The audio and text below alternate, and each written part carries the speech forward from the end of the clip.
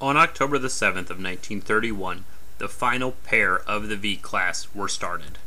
Originally to have been named V-8 and V-9, they were renamed Cachalot and Cuddlefish respectively before construction even began.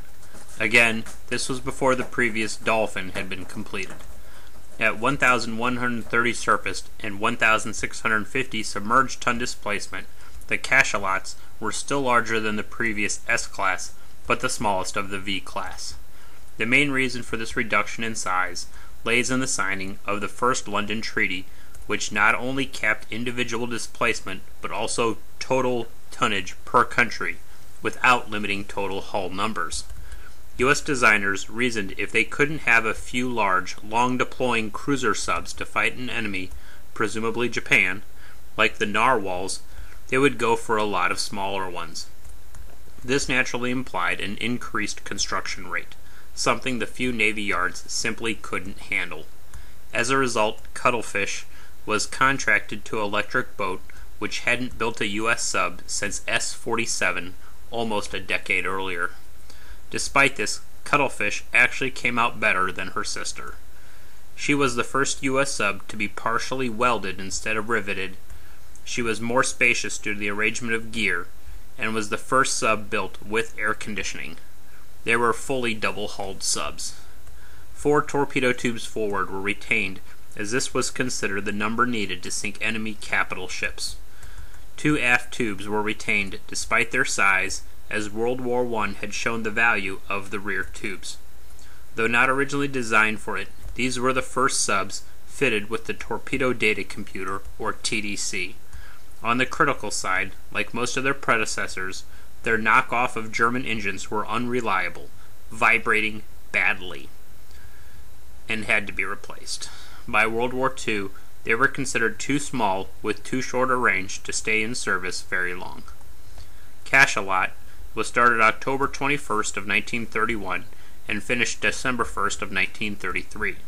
Cuddlefish was started October 7th of 1931 and finished June 8th of 1934. Main armament was 4 forward and 2 aft 21-inch torpedo tubes for 16 torpedoes, 2 reloads for each of the forward tubes and 1 reload for each of the rear ones. A single open mount 3-inch 50 caliber deck gun was carried behind the sail. Propulsion was originally 2 diesels that provided 3,075 horsepower and a single 440 horsepower diesel for recharging the batteries. Together, these gave them a surface speed of about 17 knots. While submerged, they used their batteries to power a pair of electric motors that provided 1,600 horsepower for an underwater speed of 7 knots. Maximum diving depth was 250 feet. In 1936 through 38, both were re-engined. This involved replacing their troublesome engines with 2 reliable ones that generated 3,200 horsepower. Cachalot was being overhauled at Pearl Harbor when Japan attacked on December 7th. When her overhaul was completed in mid-January of 1942, she deployed to do recon work of Wake, Truk, and other Japanese-held islands until mid-March of 1942. Following resupply, she sailed to support the Battle of Midway, and then went on to patrol the Japanese islands until July of 1942. Again, being resupplied in late September 1942, she headed to the Aleutians and patrolled there for a few months before returning to New London on the East Coast. She spent the rest of the war as a training sub before finally being decommissioned October 17th of 1945. Cuddlefish was at the West Coast in overhaul when Japan attacked Pearl Harbor. Finally finished in late January of 1942, she patrolled Marcus Island and the Bonins until late March. In early May of 1942, she patrolled the Marianas until moving to Midway to take part in the battle there in early July, or June. She finally returned to port shortly afterward. From late July to late September of 1942, she patrolled the Japanese home islands. She spent the rest of the war as a training sub at New London before finally being decommissioned October 24th of 1945. Throughout the 20s and 30s, virtually every country worked on some form of mechanical computer that could do the trigonometry necessary to hit a moving target, with the then non-homing or straight-running torpedoes fired from a reasonable distance. As a general catch-all, we'll call these angle solvers. The best of these was the US's TDC. It was an electromechanical computer, sort of like the gun control computers described, but specialized for torpedoes rather than guns. Whereas most angle solvers replaced slide rulers, the TDC took this 2 steps further. First, rather than simply being able to show a current snapshot of where everybody is and where to fire, it could actively and continuously track a target with a position keeper, constantly updating and improving the targeting data by comparing predicted data to what was actually observed. Secondly, the Mark 14 torpedo had mechanical gyros built in that could turn them at least 90 degrees when fired. As long as the gyros worked right, a sub could theoretically fire a broadside of torpedoes at a target. Unlike most countries, where these gyros had to be set manually, the TDC could constantly update the gyro settings in the torpedo tubes right up to the moment the torpedo was fired. As long as the torpedo worked right, this gave US subs a far better chance of hitting their target than anyone else. Work started on the TDC in 1932 and continued through 1938.